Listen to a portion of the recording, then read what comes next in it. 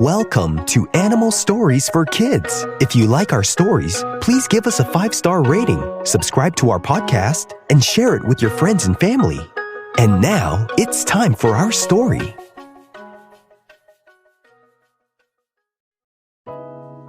Once upon a time, there was a Barnevelder named Tess.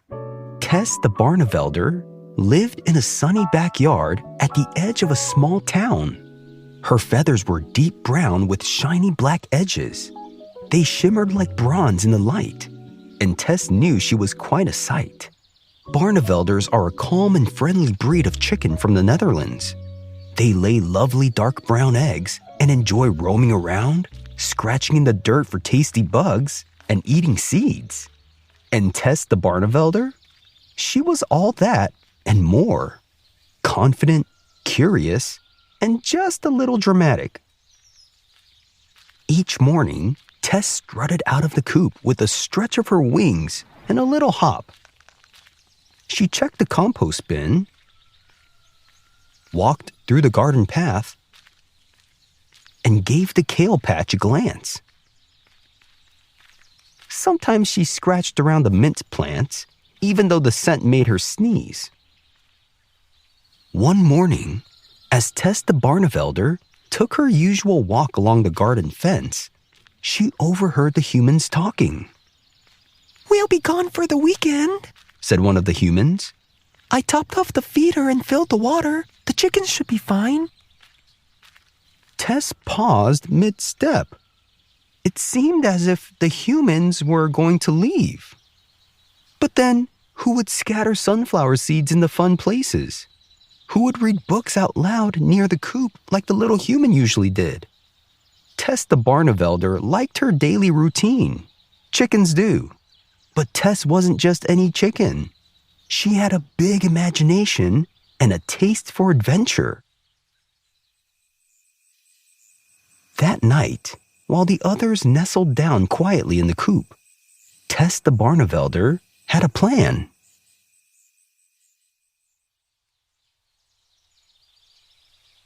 The next morning, with no humans in sight and the other hens too sleepy to care, Tess made her move. She waddled over to the garden gate.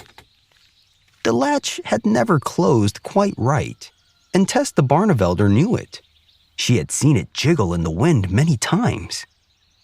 With a few well-aimed hops and pecks, the gate creaked open. "Hooray!" said Tess the Barnevelder. "Time for a new adventure into places unknown." Tess blinked at the sunlight. This was the side yard, the one place she'd never really explored. The humans never let them in. The grass was taller, the smells were unfamiliar, and there were mysteries waiting behind every garden tool and bush she saw. She took a careful step forward. Right away, she noticed different sounds. Birds chirping from a tree. Other humans. And then, she heard something rustling in the bushes. She puffed herself up and kept walking. "The world outside the coop is great," said Tess. "I've really been missing out." As she was walking and taking in the new sights and sounds of a place she'd never been to before, she stopped at a row of pots filled with herbs and sniffed some basil. Not bad. Then she tiptoed through the mint. She hopped over a puddle, then backed up. It wasn't just a puddle. It was muddy. Tess the Barnevelder tilted her head. Her feathers were clean and shiny, but a little splash wouldn't hurt. She stomped into it with both feet. The mud squished between her toes. She flapped happily, kicking up little splatters. It was very satisfying. She kept moving, and she settled into a sunny spot to dry off. But just then, a new sound, a quiet meow. Tess froze. She turned her head slowly. At the far end of the fence was the gray neighborhood cat. It was sniffing the flower bed and slowly walking toward her. Tess wasn't sure what to do. Barnevelders are calm and smart, but cats made her nervous. Not that the cat had ever done anything bad. It usually just walked past. But it had those suspicious eyes. Tess the Barnevelder took a step back, then another. The cat paused and looked at her, twitching its tail. Tess whispered to the cat under her voice, "Come on, get going, cat." Tess backed up into a watering can, and it knocked over with a clank. Startled, she slipped in the mud and scrambled behind a pot. The cat, apparently bored, walked away. Tess the Barnevelder peeked out from behind the pot, feathers muddy and heart racing. "Maybe this adventure is getting a little out of hand," said Tess to herself. "I missed the coop." So, she decided it was time to go back. But when she reached the gate, it had swung shut. She pecked at the latch. Nothing. She wiggled and pushed. Still nothing. The sun began to set lower in the sky. Tess shuffled back to the mint patch and curled up under a bush. She missed being in the coop. She missed the other hens. Would she ever get back? She said to herself, "I wonder what the other chickens are doing. Maybe I shouldn't have left." Tess closed her eyes and dreamed of her favorite corner of the coop, where the straw was always soft and warm. The next morning, just as the sun rose, the humans returned. The little human ran out to the garden. "Tess?" the little human said. "Where's my little Tess?" She spotted the muddy chicken sitting under the mint bush and ran over. Tess the Barnevelder lifted her head slowly and made a low clucking noise and said, "Oh, hi."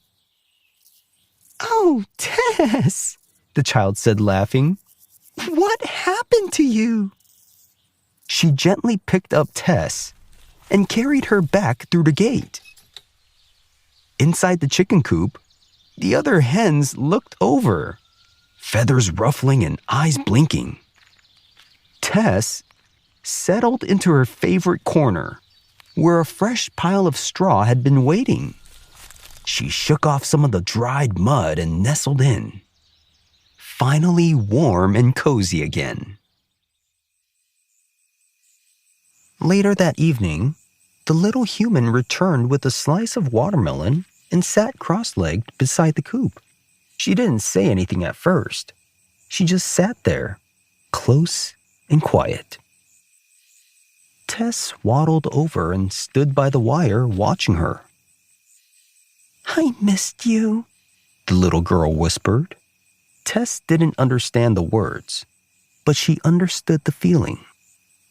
She blinked slowly and stayed close, her feathers still a little scruffy from the mud. The little girl giggled and pressed her fingers gently against the wire and said, "You're still my silly chicken."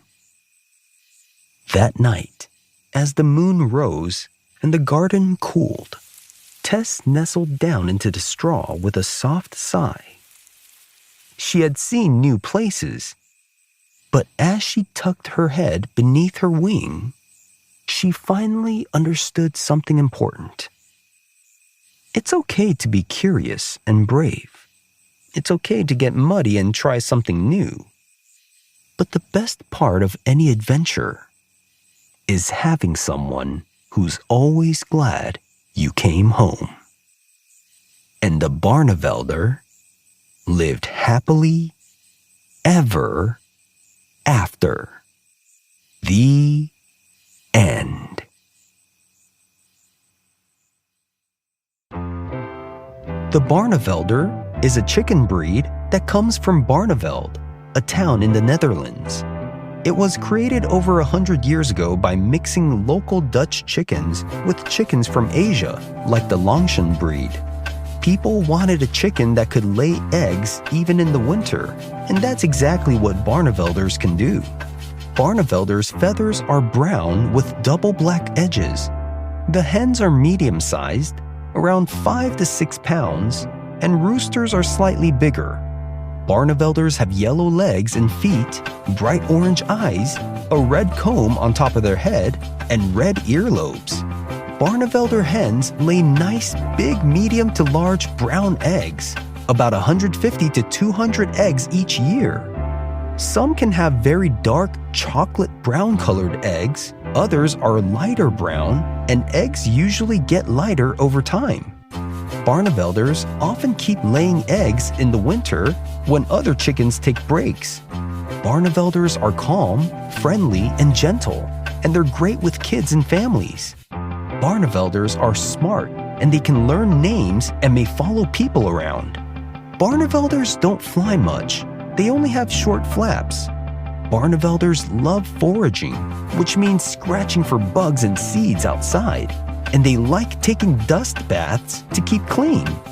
Barnevelders can live long, around 7 years, but can even reach up to 12 to 15 years with good care. Barnevelders can be tough in cold weather, but they can't do extreme heat. There are several types of Barnevelders, and they're mostly grouped by feather color variety. While the most famous one is the double-laced Barnevelder, there are actually a few other recognized types, such as the silver double-laced Barnevelder, the blue double-laced Barnevelder, the partridge Barnevelder, the black Barnevelder, the white Barnevelder, and a rare silver-black Barnevelder. Have you seen a real-life Barnevelder before? If you have, where did you see it? Thanks for listening to Animal Stories for Kids. If you like our stories, please give us a 5-star rating, subscribe to our podcast, and share it with your friends and family. Until next time, bye! If your child enjoys cats, drawing, or writing, you might also like my Everyday Cats Journals. They're a 4-book journal series, each with fun covers showing cats with human bodies doing silly and everyday things. Inside, kids can look for little objects from the cover that appear in the top corners of the pages and try to find them all as they write or doodle. The Everyday Cats Journals are available on Amazon. You can find all the details in the show notes.